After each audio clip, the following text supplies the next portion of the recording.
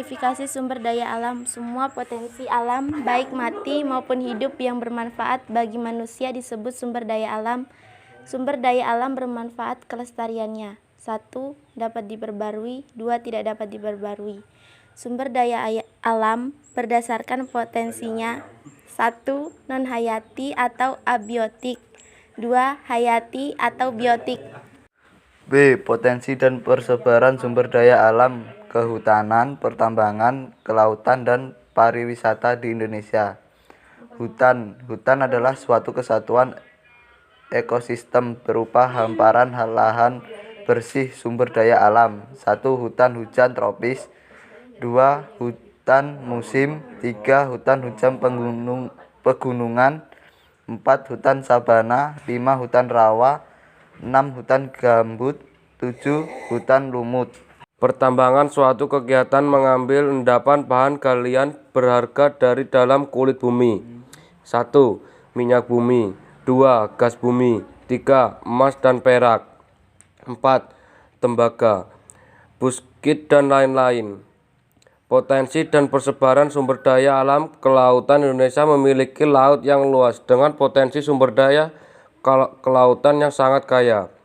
Hutan mangrove, padang, lamun, dan pertumbuhan karang. Potensi sebaran sumber daya perwisata, wisata alam, wisata budaya, wisata buatan. Analisis mengenai dampak lingkungan AMDAL dalam pembangunan.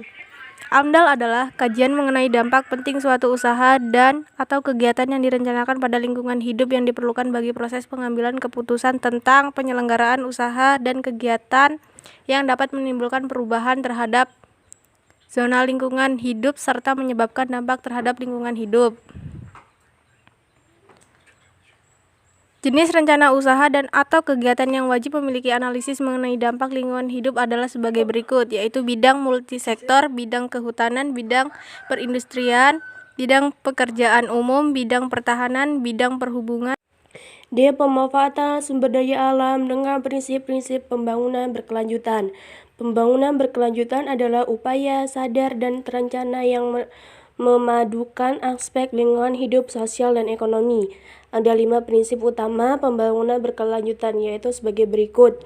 1. Prinsip keadilan antar generasi. 2. Prinsip keadilan dalam satu generasi. 3. Prinsip pencegahan dini. 4. Prinsip pelindungan keanekaragaman hayati. 5. Prinsip internalisasi biaya lingkungan dan mekanisme insentif. Pemanfaatan lingkungan untuk pembangunan berkelanjutan antara lain dapat dilakukan dengan hal-hal berikut.